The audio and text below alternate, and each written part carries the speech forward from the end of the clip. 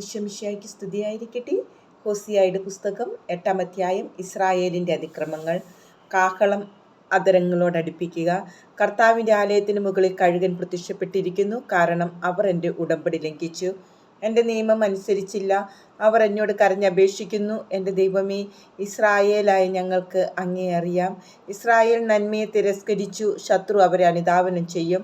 അവർ രാജാക്കന്മാരെ വാഴിച്ചു, എന്നാൽ എൻ്റെ ആഗ്രഹമനുസരിച്ചല്ല അവർ അധികാരികളെ നിയമിച്ചത്. എൻ്റെ അറിവ് കൂടാതെയാണ്.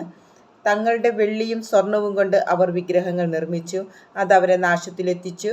സമരിയ, നിന്റെ കാളക്കുട്ടിയെ ഞാൻ തട്ടിത്തെറിപ്പിച്ചു. എൻ്റെ കോപം അവർക്കെതിരെ ആളിക്കത്തുന്നു.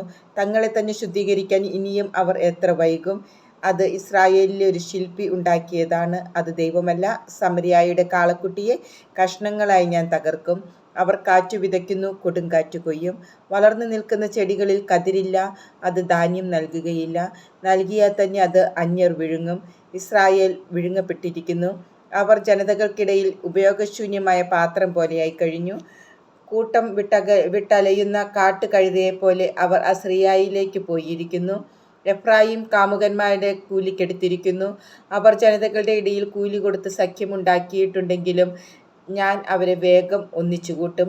രാജാക്കന്മാരെയും പ്രഭുക്കന്മാരെയും അഭിഷേകം ചെയ്യുന്നതിൽ നിന്ന് കുറച്ചു കാലത്തേക്ക് അവർ വിരമിക്കും. എഫ്രായിം പാപത്തിനായി ബലിപീഠങ്ങളുടെ എണ്ണം വർദ്ധിപ്പിച്ചു, അതവന് പാപം ചെയ്യാനുള്ള പീഠങ്ങളായി. ഞാൻ അവന് 1000 പ്രമാണങ്ങൾ എഴുതി കൊടുത്തിരുന്നെങ്കിൽ തന്നെയും അവന് അവ അപരിചിതമായി തോന്നുമായിരുന്നു. അവർ ബലികൾ ഇഷ്ടപ്പെടുന്നു, അവർ മാംസം അർപ്പിക്കുന്നു, അത് ഭക്ഷിക്കുന്നു. എന്നാൽ കർത്താവ് അവരിൽ സംപ്രീതനാവുകയില്ല. അവിടുന്ന് അവരുടെ അകൃത്യങ്ങൾ ഓർക്കും, അവരുടെ പാപങ്ങൾക്ക് അവരെ ശിക്ഷിക്കും. അവർ ഈജിപ്തിലേക്ക് മടങ്ങും. ഇസ്രായേൽ തൻ്റെ സൃഷ്ടാവിനെ മറന്ന് കൊട്ടാരങ്ങൾ നിർമ്മിച്ചിരിക്കുന്നു. യൂദാ സുരക്ഷിത നഗരങ്ങളുടെ എണ്ണം വർദ്ധിപ്പിച്ചു, എന്നാൽ അവൻ്റെ നഗരങ്ങളിന്മേൽ ഞാൻ അഗ്നി അയക്കും, അത് അവൻ്റെ ശക്തി ദുർഗങ്ങൾ വിഴുങ്ങിക്കളയും.